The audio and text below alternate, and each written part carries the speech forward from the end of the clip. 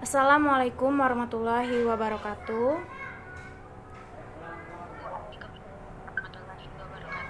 Baiklah, di sini saya akan menjelaskan tentang anti korupsi. Sebelumnya saya ingin perkenalan diri.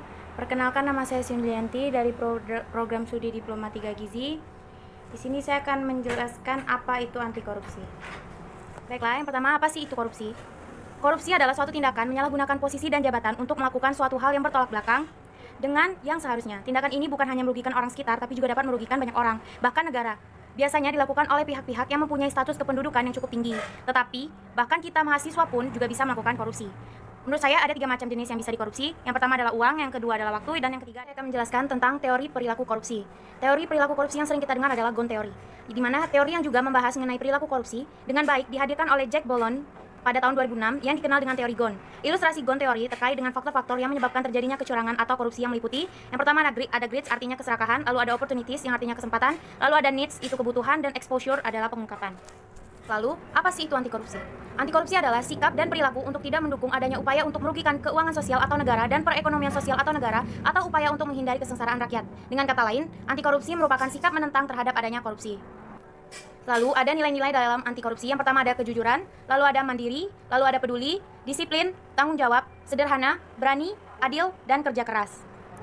Lalu, saya juga akan menjelaskan mengenai prinsip anti korupsi. Yang pertama itu ada akuntabilitas, artinya adalah kesesuaian antara aturan dan pelaksanaan kerja. Lalu ada transparansi, yaitu mengacu pada keterbukaan dan kejujuran untuk saling menjunjung tinggi kepercayaan.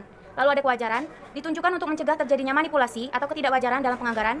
Yang keempat ada kebijakan, berperan mengatur tata interaksi agar tidak terjadi penyimpangan yang dapat merugikan negara dan masyarakat. Yang terakhir ada kontrol kebijakan, yaitu upaya agar kebijakan yang dibuat benar-benar efektif dan mengeliminasi semua bentuk korupsi. Bentuk kontrol kebijakan berupa partisipasi, evolusi, dan reformasi. Lalu saya juga akan menjelaskan upaya pemberantasan korupsi. Yang pertama ada preventif. Preventif adalah usaha pencegahan korupsi yang diarahkan untuk menghilangkan atau meminimalkan faktor-faktor penyebab atau peluang terjadinya korupsi.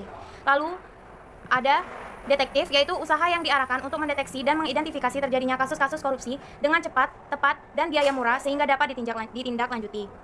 Lalu ada represif, yaitu usaha yang diarahkan agar setiap perbuatan korupsi yang telah diidentifikasi dapat diproses secara tepat, cepat, dengan biaya murah sehingga kepada para pelakunya dapat segera diberikan sanksi sesuai peraturan perundang-undangan yang berlaku. Lalu ada 3 strategi pemberantasan korupsi yang perlu kita ketahui. Yang pertama adalah perbaikan sistem, lalu ada edukasi dan kampanye, lalu ada represif. Di sini saya nyangkut korupsi.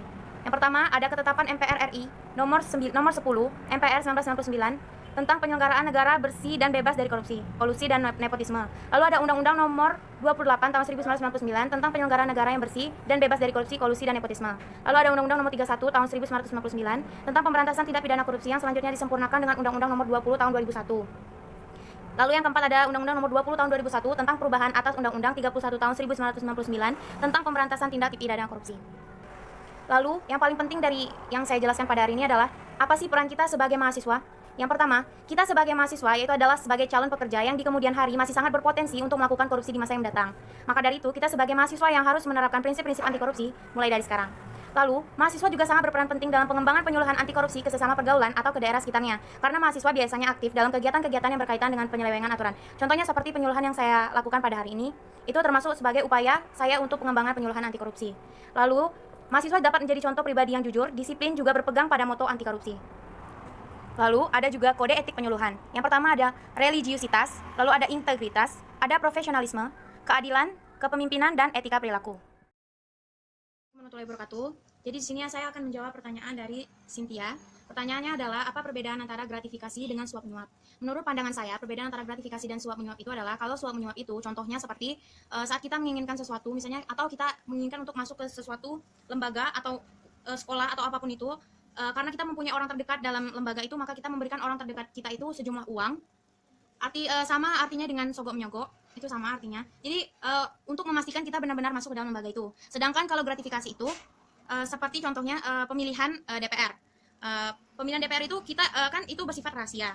Jadi kan kita tuh misalnya kita mencoblos siapa gitu kan. Nah, lalu si DPR ini yang mencalon itu memberikan kita hadiah. Misalnya memberikan kita hadiah seperti baju kampanye, atau memberikan amplop juga bisa.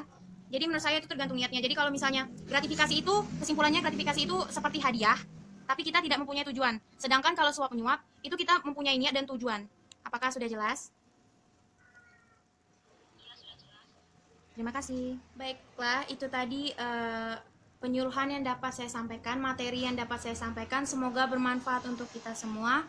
Terima kasih atas perhatiannya dan waktunya. Wassalamualaikum warahmatullahi wabarakatuh.